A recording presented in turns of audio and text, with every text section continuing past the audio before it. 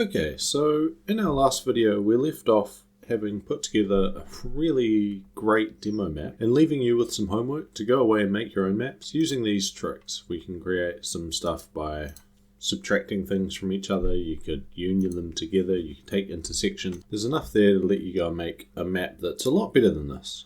I obviously didn't do my homework, so we'll be continuing with a crappy little map. And in this video, we're going to put together a character that lets us run around. Now, obviously, I have my own character scene here already, but to pad out a video, I'm going to create this scene from scratch. So let's have a look at what we've got. Obviously, kinematic body. So our three different types, we have static bodies, which don't move, kinematic bodies, which you control by code, and rigid bodies, which get thrown around by physics. Our character here is obviously a kinematic body because we're going to control it. It moves around based on your inputs directly. So I'm going to create a new scene. Our root is going to be a kinematic body. Now again, it's a physics thing. We don't have a collision shape, so it's complaining. So we'll add a collision shape.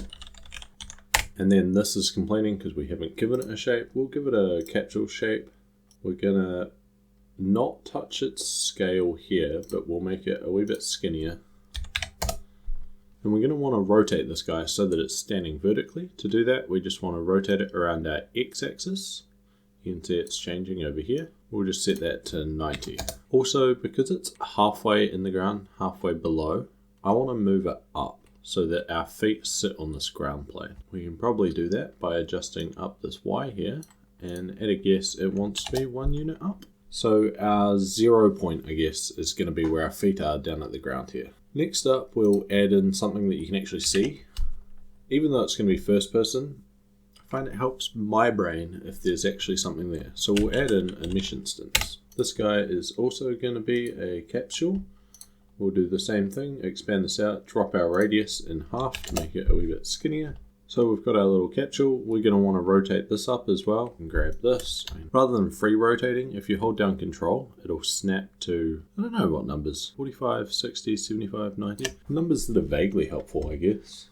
And again, we'll just drag it up on the y-axis. So right now, if you look closely, you'll see that there is a faint blue line running up the edge of our capsule. That's because our capsule collision shape and our mesh instance are exactly the same size. So things shouldn't be confusing. If we have a look back at our main character here, I have an interactable UI. We've got our body mesh instance, which is what we've just added.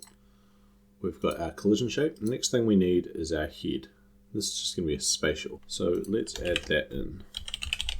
It's obviously down around your feet by default, so we'll just drag it up to here-ish. We'll add another couple of nodes, and then I'll explain why we've added a spatial for our head.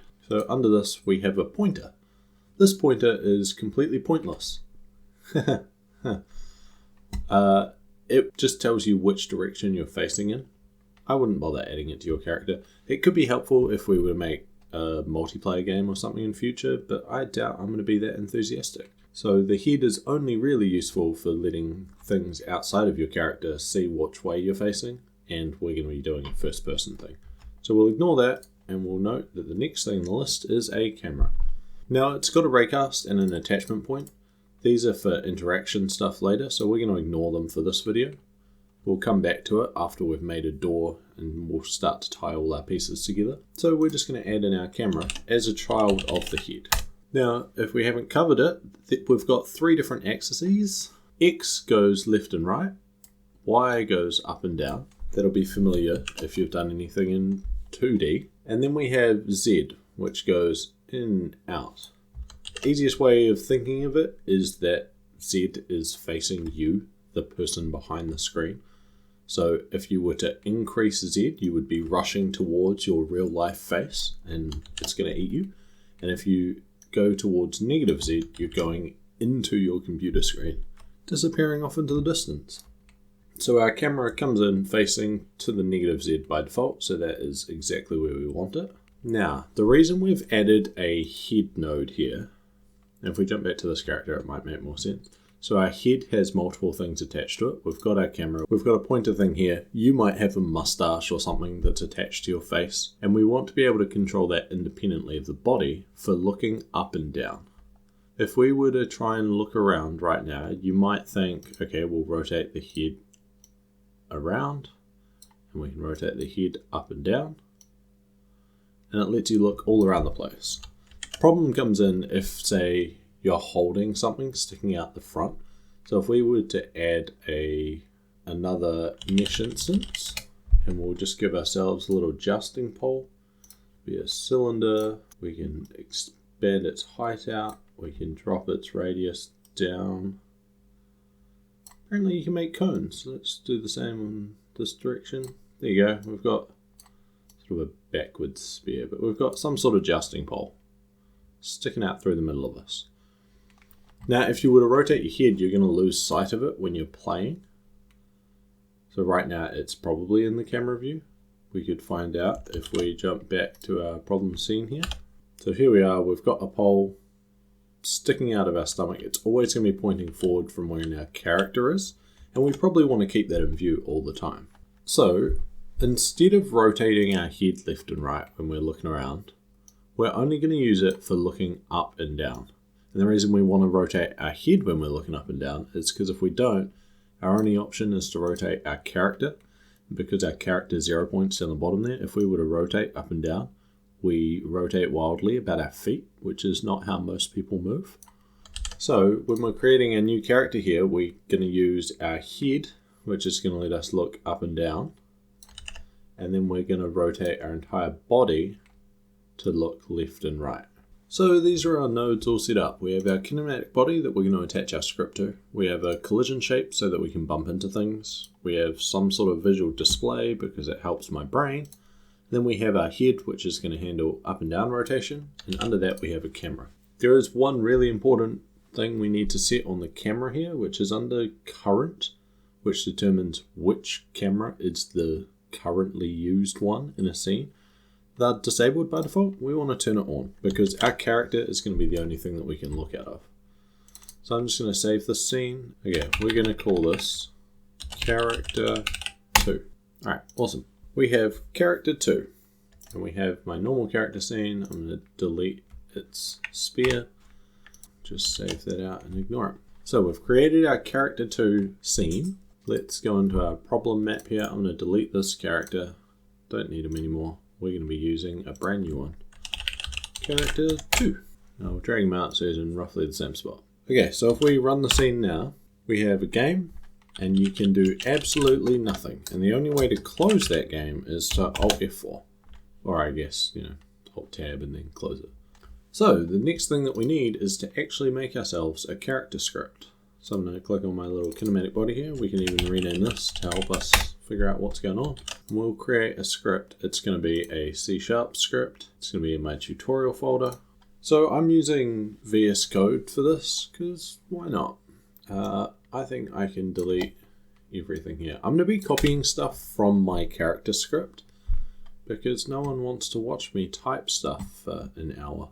So in character script here, I have a node path for a head and a head spatial. We're going to want to know where they are and we're going to want to know where our camera is. We're not going to do anything about interactable in this video, so let's keep it simple. So the export attribute here means that it'll be available in the editor. So we will be able to set a head node path. I'm going to use that head node path to populate our head variable. Exactly the same with the camera. If we quickly go down to my ready here, we'll watch as that happens. We grab the head and the camera. Bam. So we find the node path it's a spatial type. So if this node path points to something that's not a spatial, which everything in 3D is a spatial, so you're safe, this will throw an exception when the game boots up. This kind of error handling really, really useful because it means you catch stupid bugs either during compilation because I'm trying to do methods that a spatial doesn't have, or immediately when the game runs because we try to do a get node, I haven't set the node path or it's pointing somewhere invalid, so it all crashes out then. These sorts of bugs are really easy to fix. The bugs that are really hard to fix are the ones that only occur at runtime and they're buried behind a bunch of different code paths. So you have to be playing on a Tuesday of a full moon. Your character has to be doing a backflip at exactly 12 past midnight and then the game will explode in rainbow colors. That's a hard bug to find. Something that crashes right at the start of the game, Or even better, bad code doesn't compile, so you can't even think you're going to get to it. Those are easy problems to fix. So we will need to set these up, and in fact let's do that right now before we forget. We will build our project over here. For those export variables to show, you need to build first. Then we can click on our little character 2 here. Sometimes you'll have to click away and click back for it to refresh, but we've now got these script variables. I'm just going to set them up. So my head node is the thing called head, and the camera is the thing called camera. Now I have other videos on why I use node paths everywhere, but basically it means I can rename this thing to eyes, and it doesn't matter. Godot will track it and update it here. If I didn't do node paths and instead I had the name of the node in here, if I ever rename it, my code just stops working at runtime. So I'm a big fan of letting Godot handle the node paths, and they can keep track of it for us. So we'll keep copying stuff from my script. I next have the raycast stuff is to do with interaction along with our signal here. This stuff looks important. We've got some movement stuff. Let me grab all of that. So I'm creating a mouse sensitivity number, and then I'm defining a region. The only reason to create a region and an end region is because it gives you a little thing that you can collapse. So kind of useful if you start writing really long scripts. We have a velocity, which is how much our character's actually moving. We have a direction, which is when you've pressed buttons, the direction that you're trying to move in, and the game will then process that to create your velocity. We've got a jump speed, a max speed, some acceleration, and some deceleration. So these are just so that you don't instantly start and stop when we're moving.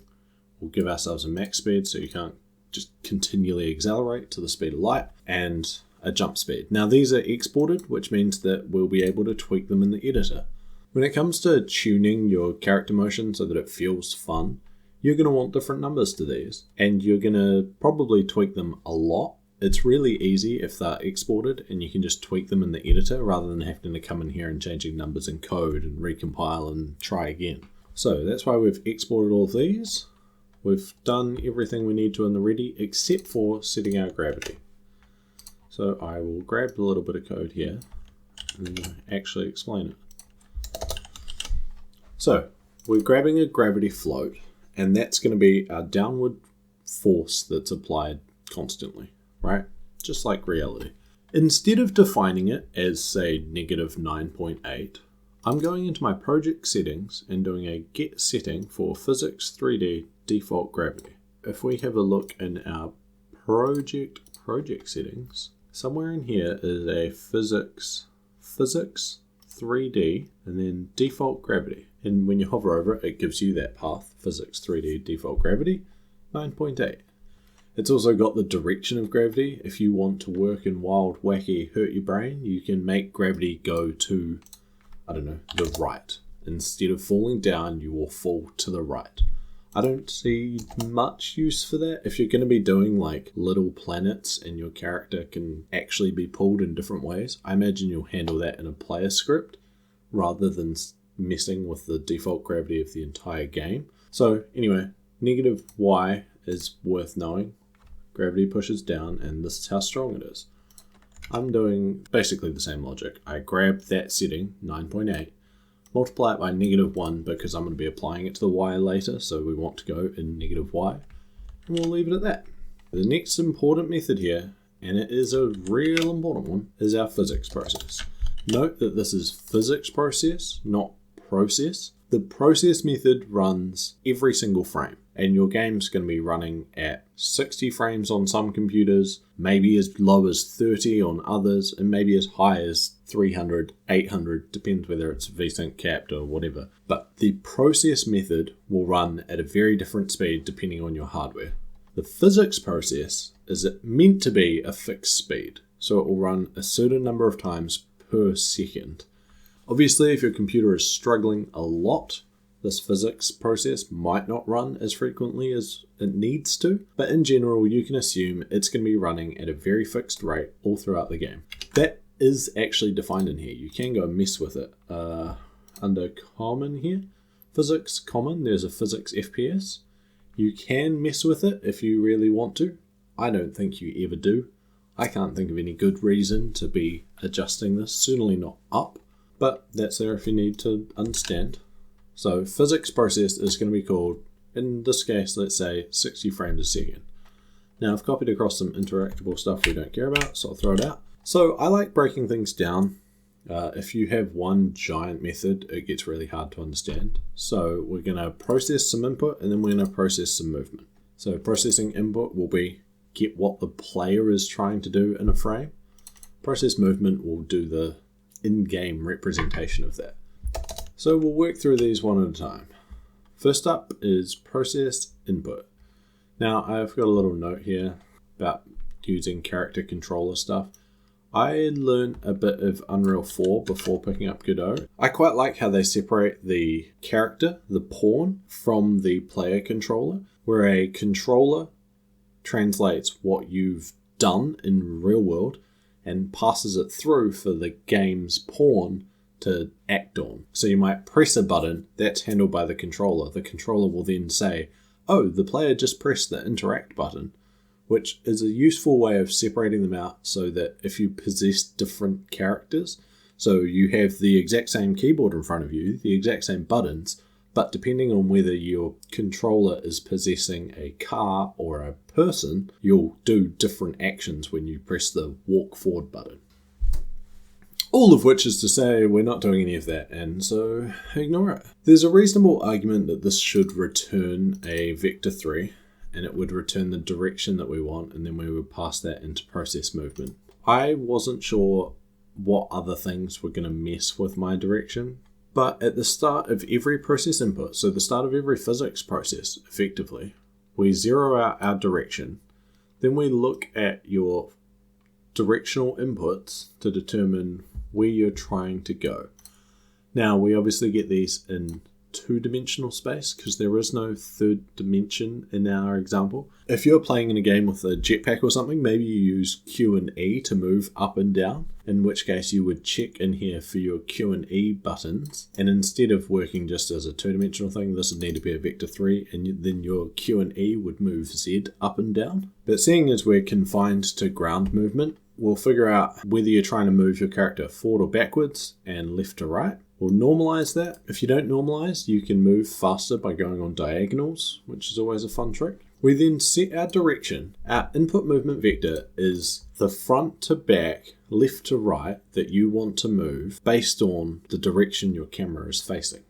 So we create a direction using use global transform, which is our character's position, the negative Z, because that's facing into the screen, multiplied by how much we want to move that character forward or backwards. And then the x-axis, moving left to right. There's nothing funky, we don't need negative numbers, and we're not swapping between two dimensionals x, y into z being forward because y is up in 3D. So the next wee bit, we make sure that we are on the floor. This is a method given to us for free by being a kinematic body. And if we've just pressed the jump, now you might not have these defined. We'll quickly touch on that. Under project settings, input map, you'll have these UI ones by default. I've created movement forward, backwards, left, right, and a jump. You create them by just going up, naming an action, super, maybe we'll have a superpower later, and I want to press the Q button to activate my superpower. You'll want to define movement forward, backwards, left, right, and jump so that the rest of the code will continue to work here, because I'm using forward, backward, left, right, and jump. I'm also using UI cancel. By changing the mouse mode, you can either have it so that the game's capturing it, so when you move the mouse, it'll rotate your character and stuff, and it's all contained within the window. You can't scroll your mouse out of the game. Or you can set it to visible, in which case you'll see the mouse, and if you scroll past the edge of the screen and you're not in full screen, your mouse will carry on and your player will stop moving. So I'm leaving this stuff in my character because easy place for it to be. It could be moved out into a game mode, which we'll talk about later. It could be part of your character controller logic. This also means you can hit escape, your mouse will be visible, and then you can click the little X to exit out of the game. And then interaction stuff here we will talk about in a later video. So at the end of this, we've gone through and set our direction. basically. The next thing we need to do is use that direction to actually send us somewhere. So we're going to create a process movement method. Again, I'm just going to steal it straight out of my existing script, which messed up formatting a wee bit, but here we go. The point of process movement is to update our velocity, and then at the end here we'll call the kinematic bodies move and slide, which will actually move us in the game. So we're going to take our existing velocity. So note that we zeroed out direction because each physics tick we want to act as if you've just started pressing something for the first time, right? If you pressed a button last physics tick, it doesn't matter for the next physics tick. So if you quickly tap W, it'll only happen that one frame. So that's why we're zeroing out our direction. Our velocity, on the other hand, this is something that changes as we play. So the longer you hold down the forward button, the faster you will get up to a certain point. That's what we were setting here with our acceleration speed and our max speed. We're not zeroing out our velocity. The first thing we're doing is checking if your Y was set previously, Y being up and down, so jumping, which was handled here. Then we want to update our velocity, just shoot you straight up. We don't have acceleration on our jumping. You just, once you jump, you're full speed. Then every physics tick are going to apply some gravity. So our Y, it's going to go delta times gravity added to it, but gravity is a negative number, so it's going to go down. Now the reason we pass in delta is because our physics process gets given the time since the last frame. So we were talking about how the physics process runs at 60 frames per second. That means this delta should be 1/60th of a second every time the method's called. But because nothing in the real world is perfect, your actual time since the last physics tick might not be 1/60th of a second. It'll be slightly out.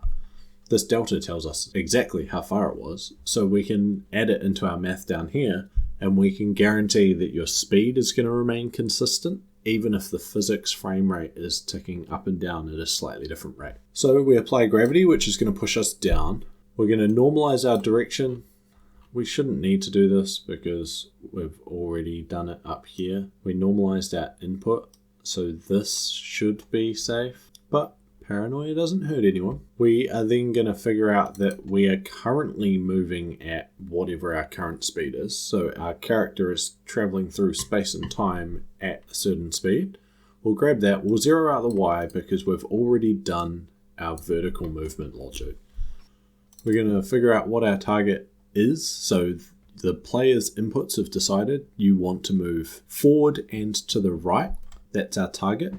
We're going to multiply by our max speed. We've normalized here, so if you're moving forward and to the right, it's scaled between 0 and 1. We can now scale that up to reach towards our max speed. So if you were trying to hold down just forward, means Y is going to be 1. 1 times our max speed is going to be whatever our max speed is defined as here, 30. So your goal in this physics frame is to try and move 30 units forward. How far you actually move is going to depend on your acceleration, and we'll get to that in a second. This bit I don't understand well enough to explain. You'll want to consult that FPS tutorial documentation because it's got some pretty pictures to help you get your head around it. But basically, if your dot product here is greater than 0, then we are accelerating. Otherwise, you've let off the gas and you should be decelerating. So then we're going to lerp, linear interpolate, from our current velocity, trying to get to our target, which could well be our maximum velocity. Like we were saying before, our maximum speed is set as 30 units. We had a horizontal velocity going forward, say, of 1. So 1 times 30 gives us our target being 30 units in front of us. Then based on our acceleration amount and the time since the last frame, we will move somewhere between where we currently are and our optimal target. So once we've worked out how far our player is actually going to move, we'll update our velocity and we'll pass it into move and slide. So move and slide returns a vector of where you actually wound up going. The velocity we pass in is basically a please send me there. But then the game is going to apply collision logic and stuff. So if the velocity says, move me 30 units straight ahead, but there's a brick wall 10 units in front of you, you're going to smash face first into that brick wall and it will grind you to a stop. So your velocity is not actually going to put you 30 units in front. Move and slide is going to return saying, actually, I only moved you 10 units because you ran into a brick wall. So then next frame, you'll be able to use your actual position rather than where you thought you were going to wind up. And to be honest, that's about all you need for some movement. Now, this doesn't cover off looking around. This is just movement. But if we come back to our game, we jump on in here. I can't move my mouse around. Well, I'm moving my mouse, but it's not doing anything. But I can move. Oh, if I go too far back, it's sad. And if I hit escape, now I've got my mouse and I can exit. So if I run that again, this is worth testing. You can go left and right, forward and back. Now, this is very fast movement. Maybe I don't like how fast it is. I can come back to my character scene here. I can adjust these numbers. Let's say maybe my acceleration is too fast. My max speed is way too high. There. My character is now going to feel differently, and I don't have to go touch any of the actual code. I can just tweak these settings. And there. I'm less likely to go flying off the map. If I hold down a button for a while, I go quite fast. My acceleration takes me quite a long time to ramp up if I'm only accelerating at 2 units. I'm trying to get a max speed of 20. So the next thing that we want to do is look around with our mouse. And we'll do a quick recap. So we're moving around as expected. We are going to want to rotate our character's Y when you look left and right. And we're going to rotate our character's head's X when you want to look up and down. So character left and right, head up and down. Jump back to my old script and we're going to steal this input here. Just tack it onto the end here. So we'll collapse the movement stuff. And we can, if we want, wrap this in a region. It's not going to make much sense later, but we'll say this is just our movement stuff for here. We can end region that, and then we can collapse them together.